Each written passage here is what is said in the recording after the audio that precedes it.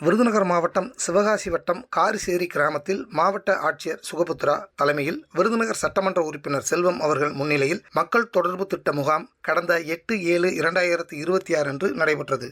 இம்முகாமில் வருவாய் மற்றும் பேரிடர் மேலாண்மை துறையின் சார்பில் சமூக பாதுகாப்பு திட்டத்தின் மூலம் ஒரு பயனாளிக்கு ரூபாய் 1 லட்சம் மதிப்பிலான விபத்து நிவாரண உதவித் தொகையையும் 155 பயனாளிகளுக்கு ரூபாய் 57 லட்சம் மதிப்பில் இணையவழி பட்டாக்களையும், பிற்படுத்தப்பட்டோர் மற்றும் சிறுபான்மையினர் நலத்துறையின் மூலம் 4 பயனாளிகளுக்கு ரூபாய் 26,000 மதிப்பில் விலையில்லா தையல் இயந்திரம் மற்றும் தேய்ப்பு பெட்டிகளையும், ஆதிதிராவிடர் மற்றும் பழங்குடியினர் நலத்துறையின் மூலம் 2 பயனாளிகளுக்கு ரூபாய் 13,000 மதிப்பில் தையல் இயந்திரங்களையும், மருத்துவம் மற்றும் மக்கள் நல்வாழ்வுத்துறை மூலம் 4 கர்ப்பிணி தாய்மார்களுக்கு ரூபாய் 8,000 மதிப்பில் ஊட்டச்சத்து பெட்டகங்களையும், வேளாண்மை துறையின் சார்பில் 6 பயனாளிகளுக்கு ரூபாய் 48,000 மதிப்பில் நலத்திட்ட உதவிகளையும், தோட்டக்கலை துறையின் சார்பில் 3 பயனாளிகளுக்கு ரூபாய் 71,000 மதிப்பிலான நலத்திட்ட உதவிகளையும், முதலமைச்சரின் விரிவான மருத்துவ காப்பீட்டு திட்டத்தின் கீழ் 2 பயனாளிகளுக்கு காப்பீட்டு அட்டைகளையும் என மொத்தம்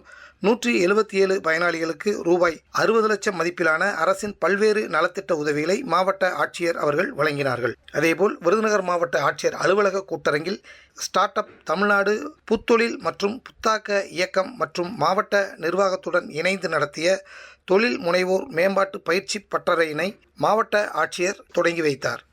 இந்த பயிற்சி பட்டறையில் மத்திய மற்றும் மாநில அரசுகளின் பல்வேறு ஸ்டார்ட் அப் திட்டங்கள், நிதி உதவிகள், இன்குபேஷன் வசதிகள், முதலீட்டு இணைப்புகள், அறிவுசார் சொத்துரிமை, சந்தை அணுகல் மற்றும் ஸ்டார்ட் அப் பதிவு தொடர்பான விரிவான வழிகாட்டுதல்கள் வழங்கப்பட்டன. இந்நிகழ்ச்சியில் இன்குபேஷன் மையங்கள் ஒருங்கிணைந்து செயல்பட்டு தொழில் முனைவோருக்கு சிறந்த சேவைகளை வழங்கும் நோக்கில் வட்டார இன்குபேஷன் கிளஸ்டரினை மாவட்ட ஆட்சியர் தொடங்கி வைத்தார். மேலும் செயற்கை நுண்ணறிவு தொழில்நுட்பத்தின் மூலம் பெண்களின் திறன்களை மேம்படுத்தி புதுமை, தொழில் முனைவு மற்றும் சமூக முன்னேற்றத்தை ஊக்குவிக்கும் விருதுநகர் பெண்மை என்னும் தொழில்நுட்பம் சார்ந்த பதாகை வெளியிடப்பட்டது. விருதுநகர் மாவட்ட ஆட்சியர் அலுவலக கூட்டரங்கில் கடந்த 20/7/2026 அன்று நடைபெற்ற மக்கள் குறைதீர் நாள் கூட்டத்தில் ரூபாய் 2.3 லட்சம் மதிப்பிலான நலத்திட்ட உதவிகளை மாவட்ட ஆட்சியர் சுகபுத்ரா வழங்கினார். இக்கூட்டத்தில் பொதுமக்கள் மற்றும் மாற்றுத்திறனாளிகளிடமிருந்து இலவச வீட்டுமனை பட்டா, பட்டா மாறுதல், புதிய குடும்ப அட்டை, வேலைவாய்ப்பு, விபத்து நிவாரணம், மாற்றுத்திறனாளிகள் மற்றும் நலிந்தோர் நல உதவி திட்டங்கள், விதவை உதவித்தொகை, திருமண உதவித்தொகை மற்றும் முதியோர் உதவித்தொகை உள்ளிட்ட பல்வேறு கோரிக்கைகள் குறித்தான மனுக்கள் பெறப்பட்டன. மேலும் மாவட்ட ஆட்சியர் அவர்கள் மாற்றுத்திறனாளிகள் மற்றும் மூத்த குடிமக்களுக்காக அமைக்கப்பட்டுள்ள சிறப்பு அமர்விடத்திற்கு நேரடியாக சென்று அவர்களின் கோரிக்கை மனுக்களை பெற்று பரிசீலித்தார்.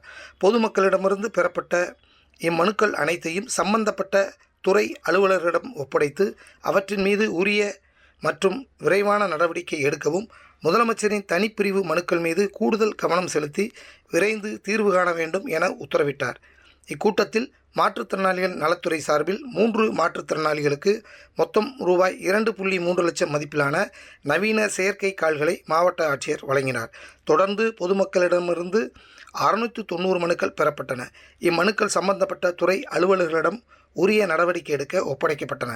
அதனைத் தொடர்ந்து மாவட்ட ஆட்சியர் பொதுமக்கள் எவ்வித சிரமமுமின்றி சேவைகளை பெறுவதை உறுதி செய்யுமாறு சம்பந்தப்பட்ட அலுவலர்களுக்கு அறிவுறுத்தினார். விருதுநகர் மாவட்டம் நரிக்குடி மற்றும் திருச்சுழி ஊராட்சி ஒன்றியங்களில் மேற்கொள்ளப்பட்டு வரும் பல்வேறு வளர்ச்சி திட்ட பணிகளை மாவட்ட ஆட்சியர் சுகபுத்ரா கள ஆய்வு மேற்கொண்டார்.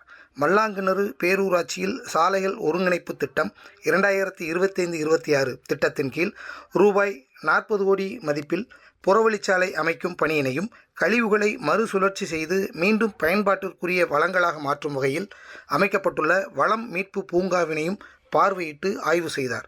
மல்லாங்கிணறு பேரூராட்சியில் மாணவர்களுக்கான சமூக நீதி விடுதியினை பார்வையிட்டு மாணவர்களின் தங்குமிடம், கழிவறை வசதிகள், விடுதி வளாகத்தின் தூய்மை குறித்தும், வழங்கப்படும் உணவின் தரம் மற்றும் பிற அடிப்படை வசதிகள் குறித்தும் கேட்டறிந்தார்.